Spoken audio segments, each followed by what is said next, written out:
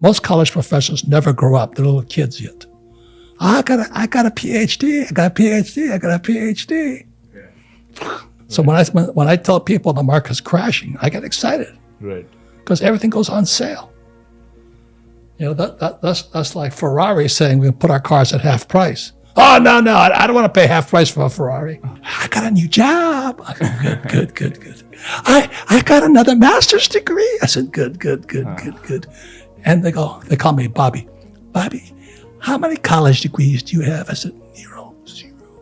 How much money you got? Zero. I also heard that that interesting topic where you said that the rich don't pay taxes and they use debt. I read the story about how Elon Musk uses his debt and not pay taxes. Yes, because this is debt. Right. This is debt. So he raises debt with his stock options, and then he uses that money for his expenditure. Correct. That's how he does. Well, Elon Musk also used tax breaks. Can you explain how the rich use tax breaks? That's beyond me. I wrote a book called The Cash Flow Quadrant, ESBI. Okay. E stands for employee. Go to school, get a job. Teachers. S stands for smart people, doctor, lawyer. Oh, become a doctor, become a doctor. Right. Employees pay 40% in taxes in India. S's pay 60%. You have B stands for big business, 20% tax. I stands for insider. I only invest from the inside. I don't invest from outside, legally. Okay. So Elon Musk is a B and an I. I'm a B and an I. 500 employees, and I put the deals together. So I put my gold mine, guess how much money, my gold mine in India, guess how much money I got in it?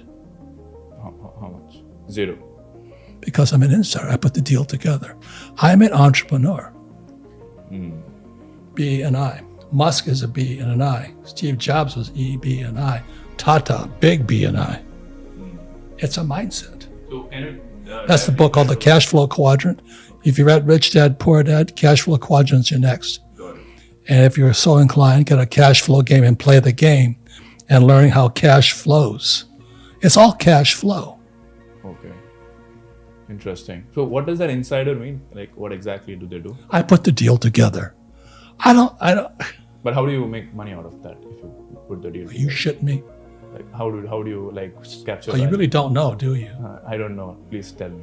I think Mr. Tata makes his money. Washing dishes? No. Of course not. He puts deals together. Somebody brings him a deal. You put the management team in place. You put the financing in place, and you get it to work. I'm doing this. I do it all day long. I put businesses together that produce money. And they don't require much of your time because the systems are set in place. No, you have to hire people with MBAs. I hire stupid employees with MBAs. Okay. Interesting. People who want a paycheck, I give them all the paycheck they want. I create businesses. I create real estate. That's all my friends do. So like how many businesses do you own today? Quite a few. I really don't know anymore. Okay. I start one, I move off. Start one, move off. Same as Tata. I mean, I see his Tata on his trucks and all that stuff. Right. Do you think he's out there hammering Tata on his truck? Right. Same thing. So, like, what do you think somebody who is, let's say I go back in time, not go back in time, let's say that you're a 20-year-old person today, starting from zero, right? How would you chart out the next 10 years of your life? This will be very important for the audience here because they are mostly in that state in their life where they're in their early 20s and just about to start. How can they become you in today's world? You got to study, man.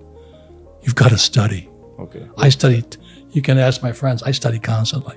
You study constantly? Constantly. Like every day? I'm on YouTube every day, all day. Okay. I'm reading books, studying this. I'm talk to my friends and all this. Okay. I'm not looking for a job. I'm not working for money. That's why the one book is Rich Dad, Poor Dad. Second book is Cash Flow Quadrant. Right. Third book is Rich Dad's Guide to Investing. I put it all in there. You can read that. Then I created the cash flow board game. Okay. And if you play the cash flow board game, the reason it's better than going to school, it's about a financial statement. Okay. You see, my bankers never once asked me what my grades were. My bankers never asked me what college I went to. My banker wants to see my financial statement. My financial statement's my report card Right. when I grow up. That's right. Most college professors never grow up. They're little kids yet. I got a PhD. I got a PhD. I got a PhD. Yeah. I got a financial statement. So what happened in 2008, when the markets crashed, I borrowed $300 million. You know why? Because all the real estate had crashed. Okay. So we took my financial statement and showed it to the banks. So how much money do you want? Tax-free money. We bought almost $1 billion worth of real estate because it crashed. So when I tell people the market's crashing, I get excited Right. because everything goes on sale.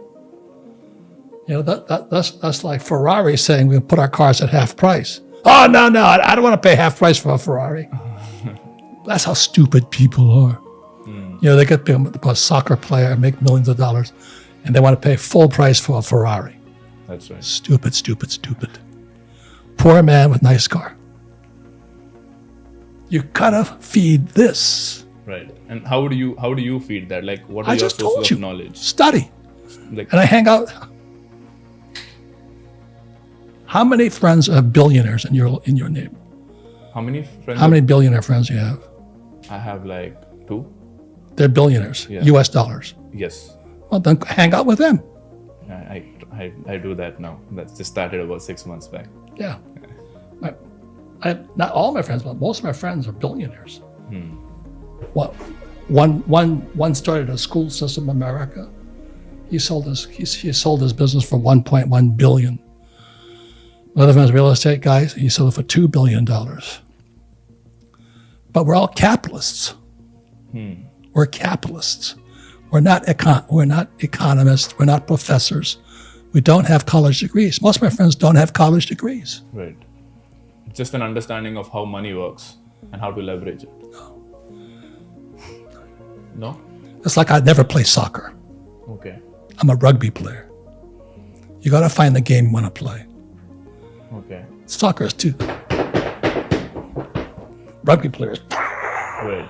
So what are those games? You got to find the game you want to play. So what are the games that you're playing currently, which you like? Entrepreneurship. That's like one, right? Like within that, there are multiple facets. That's all there is to me. I'm a capitalist. So you'll venture into anything that you find is a opportunity. I'm a capitalist. There's opportunities all over the place. I was standing on stage, I said, a kid could be standing in the slums of Mumbai with a cell phone, Yeah. become a billionaire. If it was in his head first. You see, that cell phone gives you power all over the world. I've never seen a more powerful tool. That's right. The barriers to entry. But have if your lowered. brain is stupid or poor, if your brain is poor, your cell phone is poor. Your job is to educate yourself. Because schools are not going to do that for you. That's right. So apart from financial literacy, you also talk about a lot of other skills that Who are your young friends? person Who should the develop. fuck are your friends, man? You hang out with poor people? Okay, so friend circle is important. Yeah. Apart from that, got it. Who do you hang out with? Like, how do you? I don't hang out with my family because they're school teachers. Like, for the audience here, they would We all give each want other to, Christmas presents. That's about it. So the audience here wants to go and hang out with billionaires, but how do you begin that journey? Like, I can't just walk up to a billionaire's house and say, "Can you be my friend?" So how would you start that journey if you had to start from zero? You got to feed your brain, man. Right. It's in your heart. How strong are you? And your game. I don't mind soccer. I just don't play the game. Right. I don't play tennis because it's not my game. Right. I play rugby because I hit people. Right. I like that game. Some people shouldn't play rugby. They should play soccer. You can be a billionaire playing soccer. Right. So choose your game which you want to play. And mine is capitalist. This is book here. I wrote this book here, The Capitalist Manifesto, because our schools are communists. Your schools, my schools. This is my friend. You want proof? There's my friend. Okay. Right. And my friends, even when we were poor, we worked together, we talked together, we teach each other, we started business together. We don't hang out with poor people. So that's interesting. I don't hang out with my family. I love them and all this. Right. I don't, go, hi, how you doing? I got a new job. I go, good. I got another master's degree. I said, good. And they call me Bobby. Bobby, how many college degrees do you have? I said, 0. How much money you got? 0. It's all up here. It's all in here. Choose freedom. Right. You live in a free. I'll say this again. India is in the best political. Right now, the battle between Russia, China, and America. And you have a cell phone. You guys are smart technology-wise. Right. If you can't get rich, it's your fault. But you got to take your brain. If you want to go back to school, get your MBA, and work for Mr. Tata, good life. I don't want to do that. But do you think it's worthy? I don't want to do that. What do you want to do? Would Mr. Tata offered you $10 million a year? Would you take the job? Of course you would. Yeah, most people. I wouldn't take it. Yeah.